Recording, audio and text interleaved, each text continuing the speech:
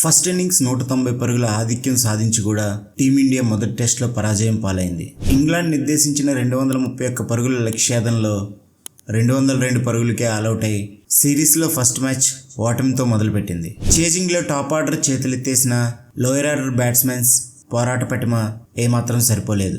ఉప్పల్ వేదికగా జరిగిన మొదటి టెస్టులో ఇండియా ఇంగ్లాండ్పై 28 పరుగుల తేడాతో ఓటమి పాలైంది. ఇండియా టాప్ బ్యాట్స్మెన్స్ విఫలమైన ఈ మ్యాచ్లో రవిచంద్రన్ అశ్విన్ 28 పరుగులు, శ్రీకర్ భరత్ 28 పరుగులతో 8వ వికెట్కి 57 పరుగులు జోడించారు. వీళ్ళిద్దరూ వెంటనే అవుట్ అవడంతో ఇండియా విజయం ఆశలు ఆవిరయ్యాయి. చేజింగ్లో ఓపెనర్ రోహిత్ శర్మ ఒక్కడే 39 పరుగులతో పర్వాలేదనిపించాడు. కేఎల్ రాహుల్ 22 పరుగులు, అక్షర్ పటేల్ 17 పరుగులు, శ్రేయస్ అయ్యర్ 13 పరుగులు, యశస్వి జైస్వాల్ 15 పరుగులతో క్రీజ్లో ఎక్కువసేపు నిలవకుండా వెంటనే అవుట్ అవడంతో చేజింగ్లో ఇండియా ఏ దశలోనూ పైచేయి సాధించలేదు. రవీంద్ర జడేజా 2 పరుగులు, శుభ్మన్ గిల్ డక్అవుట్తో ఘోరంగా విఫలమయ్యారు. ఫస్ట్ టెస్ట్ ఆడుతున్న టామ్ హార్ట్లే 7 వికెట్లు తీసి ఇండియాను దెబ్బకొట్టాడు. దీంతో 5 టెస్టుల సిరీస్లో ఇంగ్లాండ్ 1-0తో ఆధిక్యంలోకి తీసుకెళ్లింది. ఈ మధ్యకాలంలో ఇండియా బ్యాట్స్మెన్స్ స్పిన్ బౌలర్స్కి వికెట్లు సమర్పించుకోవడం ఈ మ్యాచ్లో కూడా కొనసాగింది. ఫస్ట్ టెస్ట్ ఆడుతున్న హార్ట్లే 62 పరుగులు ఇచ్చి 7 వికెట్లు తీశాడు. ఫార్వర్డ్ షార్ట్ లెగ్ వద్ద బ్యాటింగ్లో అద్భుతంగా రాణించిన ఓలీ పోప్ అద్భుతమైన 2 క్యాచ్లు పట్టడంతో యశస్వి జైస్వాల్, శుభ్మన్ గిల్ వెంటనే అవుట్ అయ్యారు. క్రీజ్లో కుదురుకున్న తర్వాత అనవసరంగా వికెట్ పారేసుకోవడం అలవాటుగా చేసుకున్న రోహిత్ శర్మ ఈ మ్యాచ్లో కూడా అదే చేశాడు. రవీంద్ర జడేజా అనవసరమైన పరుగుకు ప్రయత్నించి కెప్టెన్ బెన్ స్టోక్ అద్భుతమైన రన్అట్తో పెవిలియన్ చేరాడు. 4వ రోజు మ్యాచ్ వెంటనే ముగుస్తుందనుకున్న సమయంలో రవిచంద్రన్ అశ్విన్, భరత్ జోడీ అద్భుతమైన పోరాట పటిమ ప్రదర్శించారు. 4వ రోజు ఆట 2 ఓవర్లలో ముగుస్తుందనగా శ్రీకర్ భరత్ని హార్ట్లే క్లీన్ బౌల్ చేశాడు. మ్యాచ్ రిజల్ట్ తేలే అవకాశం ఉండడంతో మరో అరగంట పాటు మ్యాచ్ను పొడిగించారు. దీంతో ఆ తర్వాత వెంటనే అశ్విన్ కూడా స్టంప్ అవుట్ అయ్యాడు. బూమ్రా, సిరాజ్ కాసేపు క్రీజ్లో ఉన్నప్పటికీ ఇండియా ఓటమిని ఆపలేకపోయారు.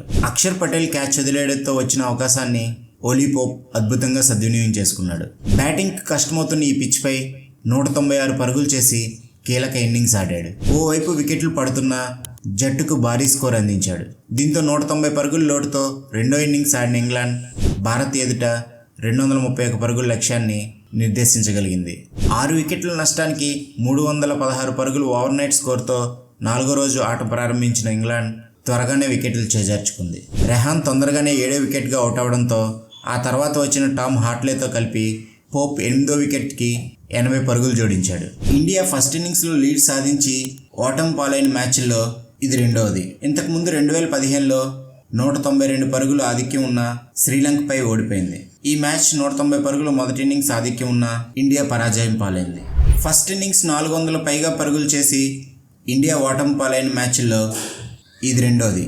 ఇండియా అతి తక్కువ పరుగుల తేడాతో ఓడిపోయిన మ్యాచ్ల్లో ఈ మ్యాచ్ 4వది. ఇంతకుముందు 1999లో 12 పరుగుల తేడాతో పాక్పై పరాజయం పాలైంది. ఆ తర్వాత 16 పరుగులతో 1977లో ఆస్ట్రేలియాపై పరాజయం పాలైంది.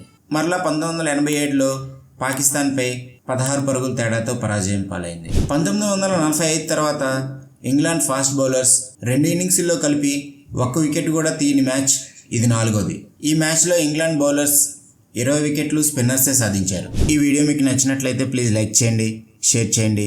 ఈ ఛానల్ మీరు మొదటిసారి చూస్తున్నట్లయితే ప్లీజ్ సబ్స్క్రైబ్ చేసుకుని ఎంకరేజ్ చేయండి. Thank you.